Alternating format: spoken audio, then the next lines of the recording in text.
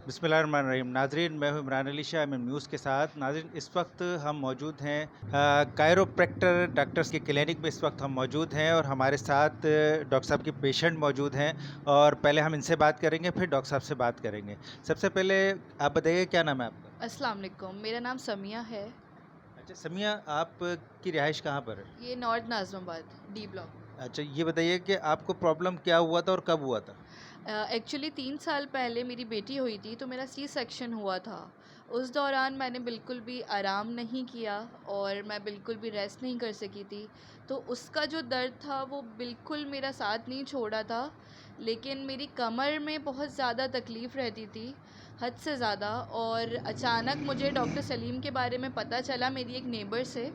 वो उनकी कोई मतलब उनके कोई रिलेटिव थे, वो डॉक्टर सलीम से माशाल्लाह सेहतयाब हुए थे। तो उन्होंने मुझे इनके बारे में बताया। बड़े से बड़े हॉस्पिटल गई, उन्होंने मुझे एमआरआई करवाया, मेरा एक्सरे करवाए। मेरे लिटरली मैं आपको सही बताऊं, मेरे बहुत पैसे लगे। लेकिन उन्होंने मुझे स्ट्रेट अप कहा कि आपको अपनी बैकबोन को मतलब वर्टिब्रे को ऑपरेट करवाना पड़ेगा। तो ऑफ़ कोर्स मेरी छोटी सी बेटी है, अब मैं ऑपरेशन करवा के बिस्तर पे लेट जाऊंगी तो घर कौन देखेगा। और ये कायरोप्रैक्टर मतलब बगैर किसी दवा के, अगर कोई माइनर सा पेन होता है तो ये पेन किलर वगैरह देते हैं, अदरवाइज़ नहीं, कोई दवा नहीं, कोई साइड इफ़ेक्ट नहीं। अल्हम्दुलिल्लाह इनके हाथों में ऐसी शिफा है कि इंसान सेहतयाब हो जाता है। और अब मैं आपके सामने हूँ। मुझे डॉक्टर ने कंप्लीट बेड रेस्ट बोला था, लेकिन अब अल्हम्दुलिल्लाह मैं चलती फिरती सारा काम खुद करती हूँ। मतलब एक वक्त आया था जब मैं डॉक्टर साहब के पास आई थी, लिटरली आप लोग यकीन नहीं करेंगे, मैं आंसुओं से रो रही थी और मैं रोते हुए इनके पास आई थी। अच्छा, और एक चीज़ आज और बताइए, आपकी कंडीशन उस वक्त क्या थी? किस पोजीशन में थे आप? मेरे बहुत ज़्यादा दर्द था, लुम्बर 5 का मेरा मसला था। मेरी हल्की सी डिस्क भी स्लिप हुई हुई थी, वो मैं हील काफ़ी ज़्यादा पहन रही थी पिछले दिनों, उसकी वजह से मेरी डिस्क भी स्लिप हो गई थी, वो पता भी नहीं चला। तो डॉक्टर बड़े बड़े हॉस्पिटल वालों ने मुझे कहा कि आपको ऑपरेट करना है। लेकिन फिर मैं यहाँ आई तो मैं बिल्कुल सही हूँ, मैंने कोई ऑपरेशन नहीं करवाया। बस डॉक्टर सलीम के पास मैं जब जब इन्होंने बोला मुझे विज़िट का, मैं तब तब आती रही। ये डॉक्टर साहब, ये बताइएगा कि ये तरीका इलाज जो है, ये क्या है और कहाँ से इसकी आपने ट्रेनिंग ली है या कोर्स किया है? जी, ये कैरोप्रैक्टिक ट्रीटमेंट कहलाता है और जो हम डॉक्टर्स हैं वो डीसी कहलाते हैं, डॉक्टर ऑफ कैरोप्रैक्टर्स। और कैरोप्रैक्टिक जो एक थेरेपी है, बड़ी एंशिएंट थेरेपी है और एशिया की कई कंट्रीज़ में और वेस्ट कंट्रीज़ में ये बहुत ज़्यादा फेमस है, पॉपुलर है। और इसकी एक बाकायदा डिग्री होती है। आप अगर मेडिकल ग्रेजुएट हैं तो आप जाके पढ़ सकते हैं फ़ॉरेन में, और मैंने पताया से किया है, दैट इज़ फ्रॉम थाईलैंड। और इसमें सारा काम मैनुअली फ़िज़िकली होता है और बेसिकली जो हम काम करते हैं वो मैनिपुलेशन ऑफ बैकबोन या स्पाइन आप कह सकते हैं, कि जो मोहरे जो स्पाइंस हैं हमारी, वो अगर जगह से हट जाएं किसी भी प्रेशर की वजह से या किसी भी वेट लिफ्टिंग की वजह से, गलत पोस्चर में अगर वज़न उठा लिया तो ये हो जाता है।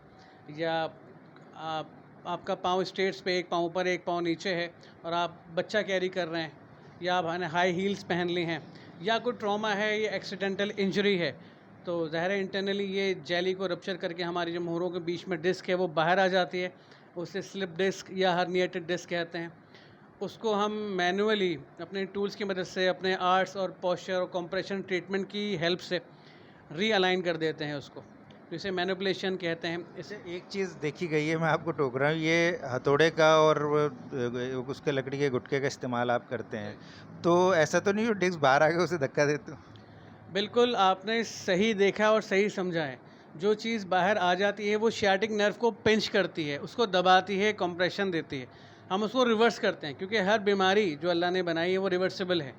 हर चीज़ का इलाज इस दुनिया में मुमकिन है, बस तरीक़ेकार डिफरेंट होते हैं, प्रोटोकॉल, ट्रीटमेंट प्रोटोकॉल्स डिफरेंट होते हैं। नाज़रीन, एक और पेशेंट हैं जिनसे अभी हम बात करेंगे, जिनका डॉक्टर साहब ने अभी इलाज किया है और उनसे भी हम मालूम करेंगे कि क्या बेहतरी आई है अभी इलाज के बाद और अब से कब से ये इलाज करा रही हैं? जी, क्या नाम है आपका? जी, अस्सलाम वालेकुम, मेरा नाम सना है। अच्छा सना, ये बताइए कि आपको क्या प्रॉब्लम है और कब से? एक्चुअली मुझे शोल्डर का मसला था, फ्रोज़न शोल्डर, और मेरी नेक का मसला था। और इसके अलावा जैसा आप देख रहे हैं कि मेरा वेट थोड़ा ज़्यादा होने की वजह से ना मेरे घुटनों में बहुत दर्द था। वेट होने की वजह से? वेट की वजह से, क्योंकि एक्चुअली मैं थायरॉइड की पेशेंट हूँ, तो मेरा वेट आपको पता है कि उसमें काफ़ी ज़्यादा गेन हो जाता है, और वैसे मैं आम रूटीन में डाइट वगैरह नहीं कर सकती। तो मैं एक दफ़ा ऐसे ही फ़ेसबुक पे सर्च कर रही थी, तो मुझे इनका डॉक्टर साहब का पता चला। मैंने यहाँ पर विज़िट किया और अल्हम्दुलिल्लाह मुझे काफ़ी इम्प्रूवमेंट है। कल रात में भी ना मेरे शोल्डर में बहुत ज़्यादा पेन था, तो जिसकी वजह से मुझे आज यहाँ विज़िट करना ही था। तो आज मैंने सेशन करवाया है, तो अल्हम्दुलिल्लाह मेरा शोल्डर का भी काफ़ी पेन बेहतर हो गया है। मैं स्कूल में स्टेयर्स से गिर गई थी। बैग बहुत हैवी होता है, उसकी वजह से स्लिप हो गई थी। फिर बहुत पेन हो रहा था पूरे ही पाँव में। फिर डॉक्टर साहब के पास आई तो उन्होंने काफ़ी बेहतर कर दिया और अब मुझे चलने में मसला नहीं हो रहा। अच्छा बेटा, कितने दिन हो गए आपको ये तकलीफ हुए?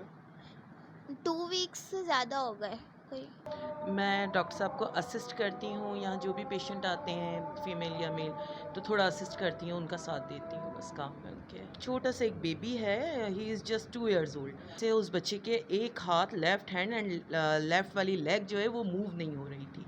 तो उनके पेरेंट्स को किसी ने यहाँ डॉक्टर साहब का पता बताया, तो वो लोग आए। अब अल्हम्दुलिल्लाह डॉक्टर साहब से काफ़ी सारे उन्होंने सेशन लिए, वो एक दिन छोड़कर एक दिन आ रहे थे डॉक्टर साहब के पास। उसके बाद से अब माशाल्लाह वो बच्चा कैफ नाम है उस बेबी का, कैफ जो है अब वो शेक हैंड भी करने लगे हैं, अब पिक भी करने लगे हैं चीज़ों को, और माशाल्लाह से उन्होंने थोड़ा थोड़ा सा चलना भी शुरू कर दिया है।